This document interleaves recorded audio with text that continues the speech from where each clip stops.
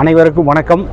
இந்து முன்னணியின் சார்பிலே மதுரையிலே பாண்டி கோவில் அருகில் அம்மா திடலில் கடந்த ஒரு வாரங்களாக முருக பக்தர்கள் மாநாடு என்ற ஒரு மாநாடானது துவங்கியுள்ளது. நாளை தினம் ஞாயிற்றுக்கிழமை 22ஆம் தேதி உலகம் முழுவதும் இருக்கக்கூடிய முருக பக்தர்கள் பல லட்சம் நபர்கள் அந்த பகுதியிலே ஒன்றிணைய உள்ளோம்.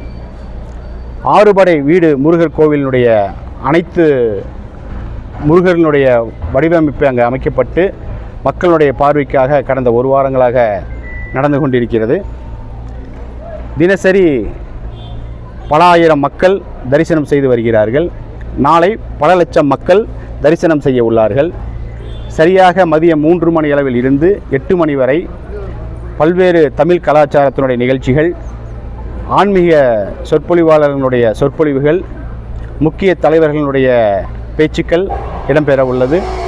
மரியாதைக்குரிய பாரதிய ஜனதா கட்சியின் மாநில தலைவர் நயினார் நாகேந்திரன்ஜி அவர்களும், மரியாதைக்குரிய முன்னாள் மாநில தலைவர் அண்ணாமலைஜி அவர்களும் மற்றும் ஆந்திராவினுடைய துணை முதல்வர் மரியாதைக்குரிய பவன் கல்யாண் அவர்களும் மற்றும் எண்ணற்ற இந்து மதத்தினுடைய தலைவர்கள், இந்து அமைப்பினுடைய தலைவர்கள் வழிபட உள்ளனர்.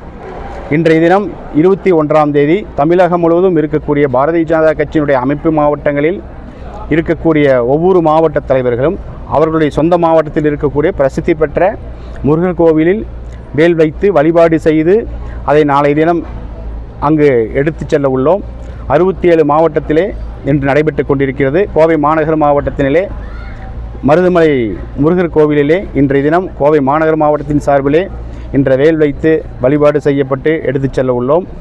ஒரே ஒரு வருத்தத்தக்க செய்தி என்னவென்றால், முருகனுடைய வேலை முருகனுடைய காலடியில் வைத்து எடுத்து செல்லக்கூடாது என அரசாங்கம் தடை விதித்துள்ளது. முருகனுடைய வேலை ஒரு பக்தர்கள் வைத்து வழிபடுவதற்கு தடை விதித்துள்ளது மிக வருந்தத்தக்க ஒரு விஷயமாக உள்ளது. அதற்காக கோவை மாநகர மாவட்ட பாரதிய ஜனதா கட்சியின் சார்பிலே வேல் அச்சிட்ட ஒரு காகிதத்தை வைத்து வழிபடக்கூடிய ஒரு சங்கடமான ஒரு சூழ்நிலை எழுந்துள்ளது.